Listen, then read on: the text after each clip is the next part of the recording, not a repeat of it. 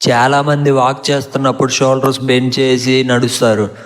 దానివల్ల చెస్ట్ తగ్గిపోతుంది and confidence totally down అయిపోతుంది. First fix your posture straight. చెస్ట్ని బాగా స్ట్రైట్గా ఉంచండి, షోల్డర్స్ రిలాక్స్డ్గా ఉంచుకోండి. కొంతమంది వాక్ చేస్తున్నప్పుడు షోల్డర్స్ అనేవి బిగించుకుపోయినట్లు నడుస్తారు. అలా వాక్ చేయొద్దు అండ్ బాడీని అసలు బెండ్ చేయొద్దు. ఎందుకంటే మీరు గ్రో అయ్యే కొద్దీ మీ స్పైన్ అనేది బెండ్ అవుతూ వస్తుంది.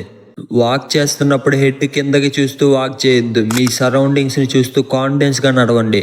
అంటే హెడ్ని పైకి లేపి అందరినీ చూస్తూ ఐ కాంటాక్ట్ మెయింటైన్ చేస్తూ వాక్ చేయండి. మెయిన్ థింగ్ ఈజ్ వాక్ చేసేటప్పుడు మొబైల్ని అస్సలు చూడొద్దు. ఎందుకంటే ఇది మిమ్మల్ని లో కాన్ఫిడెన్స్గా ఉన్నట్టు అన్కంఫర్టబుల్గా ఫీల్ అవుతున్నట్లు చేస్తుంది. డౌన్ చూస్తే నర్వస్గా ఉన్నారని అందరికీ అనిపిస్తుంది, కానీ స్ట్రైట్ లుక్ అనేది కాన్ఫిడెన్స్ని ఎలివేట్ చేస్తుంది. నడిచేటప్పుడు స్లోగా అండ్ స్టడీగా నడవండి. ఫాస్ట్గా నడవాల్సిన అవసరం లేదు.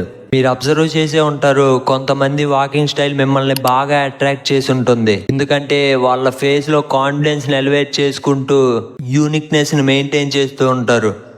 ఎప్పుడైతే అలాంటి యూనిక్ పర్సన్స్ని మీరు చూస్తారో మీ బ్రెయిన్లో మిర్రర్ న్యూరాన్స్ అని కొన్ని ఉంటాయి, అవి లైట్ అప్ చేస్తాయి. ఎప్పుడైతే మీరు అలా యూనిక్ పర్సన్స్ని చూస్తారో అప్పుడు మీరు వాళ్ళకి ఈజీగా అట్రాక్ట్ అయిపోతారు.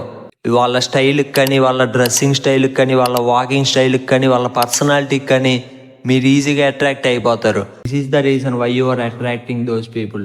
అందుకే వాక్ చేసేటప్పుడు కూడా యూనిక్గా అండ్ స్టడీగా స్లోగా నడవాలి. మన క్యారెక్టర్లో 80% వాకింగ్ స్టైలే రిఫ్లెక్ట్ చేస్తుంది.